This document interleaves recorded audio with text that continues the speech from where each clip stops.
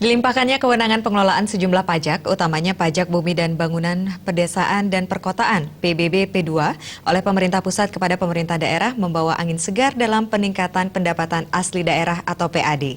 Terlebih, PAD Bangli saat ini dari sisi jumlah masih relatif kecil.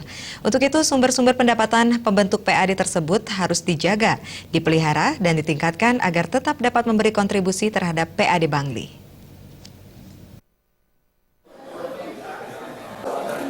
Acara ini juga dihadiri oleh Wakil Ketua DPRD Kabupaten Bangli Inyoman Charles, Kepala Inspektur Kabupaten Bangli Ketut Riang, dan Kabak Umum Perlengkapan dan Aset Setda Bangli Made Mahendra Putra.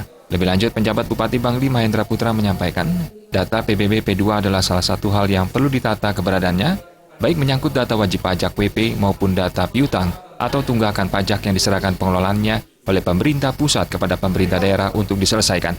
Dikatakan juga, untuk mendukung pemerintahan yang baik dan kuat, diperlukan sumber daya manusia dan sumber dana yang memadai. Namun di sini keberadaan SDM yang berkualitas merupakan salah satu kunci untuk mencapai tata kelola pemerintahan yang baik. Untuk itu, pendidikan dan pelatihan aparatur merupakan bagian penting dalam menyiapkan aparatur yang memiliki kompetensi dan profesionalisme. Oleh karenanya, pihaknya sangat mengapresiasi langkah validasi database wajib pajak dan langkah penyelesaian piutang pajak daerah, khususnya piutang PBB, yang diawali dari penyiapan SDM.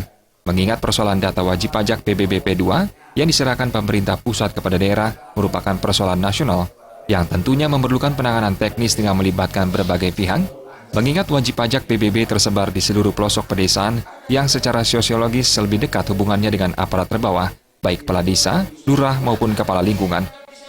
Jadi tujuan pelaksanaan BIMTEK untuk validasi data dan pemutakhiran data PBB P2 itu adalah salah satunya untuk nanti kita bisa mendapatkan tenaga verifikator, karena berdasarkan hasil pemeriksaan dari BPKRI itu bahwa data PBB P2 termasuk piutangnya perlu diverifikasi.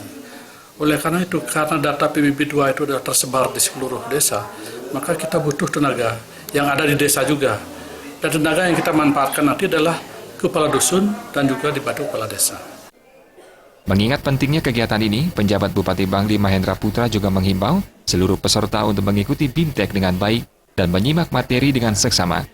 Sehingga outputnya nanti peserta mampu menyadarkan dan mendorong masyarakat yang memiliki tanah untuk mendaftar sebagai wajib pajak PBB. Kita sangat mengapresiasi jalannya BIMTEK ini, namun yang terpenting kegiatan ini tidak sekedar berjalan, tetapi bisa memberi output positif bagi peningkatan PAD Bangli.